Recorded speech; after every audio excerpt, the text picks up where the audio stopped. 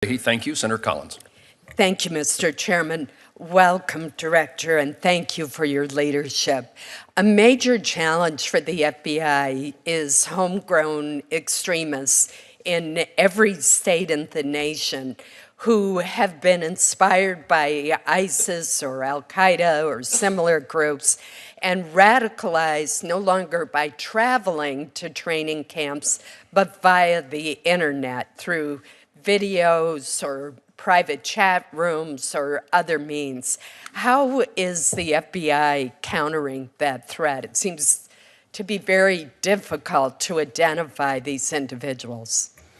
Senator, you're exactly right. You put your finger on what I would call sort of our highest counterterrorism priority at the moment. We have about 1,000 investigations into exactly the kind of people you're describing, covering all 50 states as I'm sitting here right now. And that's not even counting, the Al-Qaeda investigations, the traditional ISIS investigations, the domestic terrorism investigations, but just the group you're talking about. And what makes it so hard is that there are not many dots to connect with some of these people. They pick soft targets. They use easy-to-use weapons, IEDs, cars, knives, guns, and they can make decisions on the spur of the moment. We're trying to get better at looking for red flags as to when people who are getting radicalized sort of make that switch into potentially mobilizing. A lot of that is outreach to the community, partnership with our state and local law enforcement who know those communities better.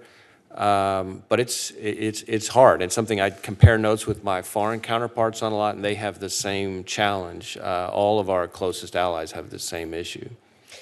I introduced a bill that we refer to as the no-fly, no-buy legislation. And what it says is that if you are listed on the government's terrorist watch list, and I'm not talking about the very broad one, I'm talking about the no-fly list, where you are considered to be so dangerous that we don't allow you to board an airplane.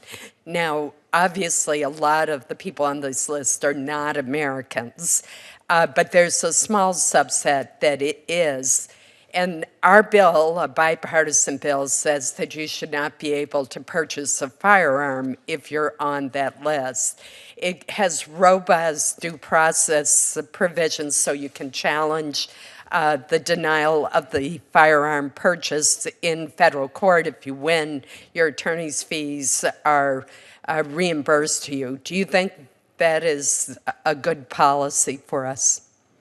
Well, I certainly, like you, want to make sure that we're keeping guns out of the wrong hands. I think I'd have to look hard at the legislation itself to have a better sense of not just legally, which I would consult with the department on, but operationally kind of what it would mean. So I'd be happy to take a closer look at the bill. Thank you. That'd be helpful.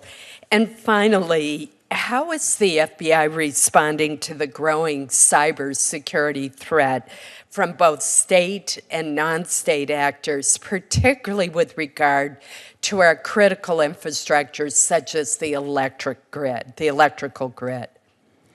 So we're doing a number of things. We, both on the enforcement and investigation side, but also on the outreach and communication side. We have cyber task forces in every field office. We have a 24-hour, 24/7 cyber watch, kind of like our SIAC on the terrorism side. We have a number of things like that that help lead the investigations. Then on the outreach side, we try to communicate with the critical infrastructure private sector and give them threat information so that they can better prepare. And we're trying to be more forward-leaning all the time. And I talk about this when I meet with the private sector, how we can better get them timely, actionable, relevant information so that they can take the steps to harden their infrastructure. And of course, we work very closely with the Department of Homeland Security on that as well. It's a mission that we try to tackle together, each of us with our own respective responsibilities. Thank you. I think that communication with the private sector in both directions is absolutely critical so that you can share threat information, malicious software, signatures, and there was a DOD study with the defense contractors that did that, and people were amazed to find that they did not have the same information. So I think that can be valuable. Thank you, Mr. Chairman. Thank you, Senator.